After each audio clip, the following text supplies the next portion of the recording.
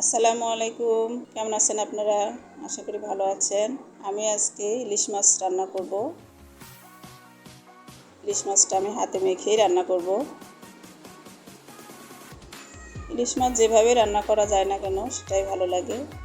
তো আমি আজকে হাতে মেখে অল্প মশলা দিয়েই রান্না করব। ইলিশ মাছে বেশি মশলা লাগে না অবশ্য। পেঁয়াজ দিয়ে দিলাম, কাঁচামরিচ,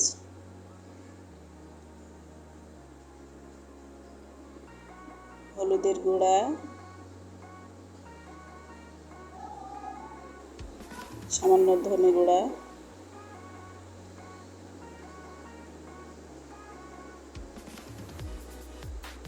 যে যেমন ঝাল পছন্দ করেন সেইভাবে দিবেন। আমি একটু ঝাল বেশি পছন্দ করি, এই জন্য মরিচের গুঁড়াটা একটু বেশি দিলাম। সামান্য বাটা জিরা বাটা দিলাম, লবণ দিলাম স্বাদ অনুযায়ী। এখন এটা আমি ভালোভাবে হাতে মেখে নেব।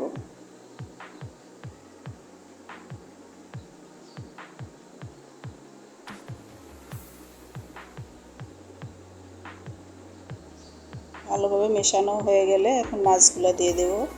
মাছগুলো দিয়ে মাছের সাথে মশলাগুলো ভালোভাবে মিশিয়ে নেব।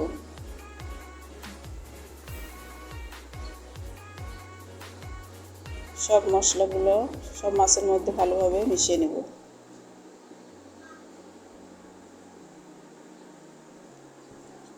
মশলাগুলো মাছের সাথে ভালোভাবে মাখিয়ে নেব।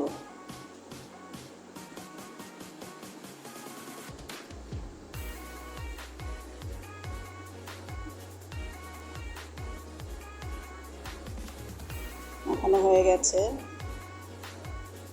এখন আমি পরিমাণ মতো পানি দিয়ে দিব রান্না হওয়ার জন্য যতটুকু লাগে সেই অনুযায়ী পানি দিয়ে দেব।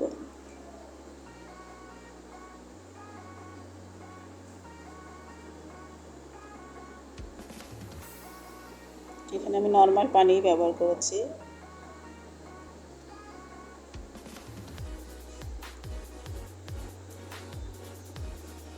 ইলিশ মাছ যেভাবেই রান্না করা যায় না কেন সেভাবেই ভালো লাগে।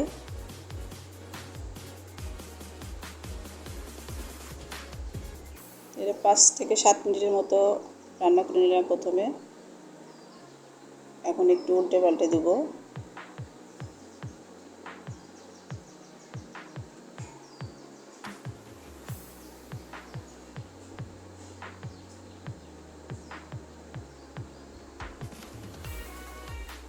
তো আপনারা যারা পুরাতন ইউজার আছেন, আমরা তো একেবারেই নতুন, আমাদের সাথে থাকবেন।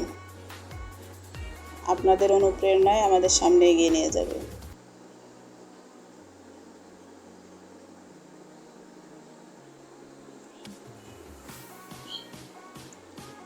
এখন ঢেকে দিয়ে আরও কিছুক্ষণ রান্না করে নেব।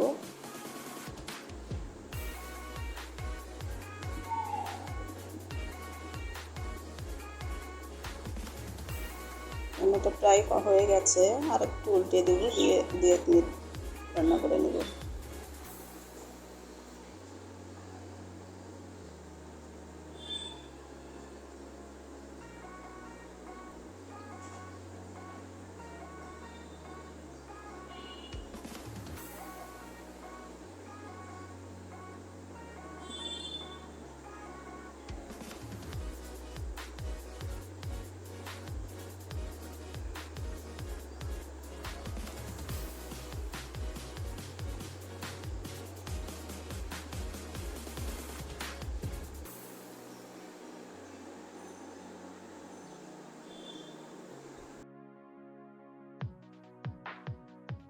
আমার রান্নাটা কমপ্লিট হয়ে গেছে।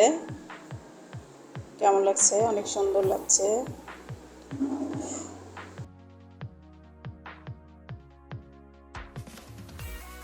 আপনারা আমার পেজে একটা ফলো দিয়ে লাইক কমেন্টস করবেন। ইউটিউবে যদি দেখেন তাহলে সাবস্ক্রাইব করবেন। আল্লাহ হাফেজ। আসসালামু আলাইকুম।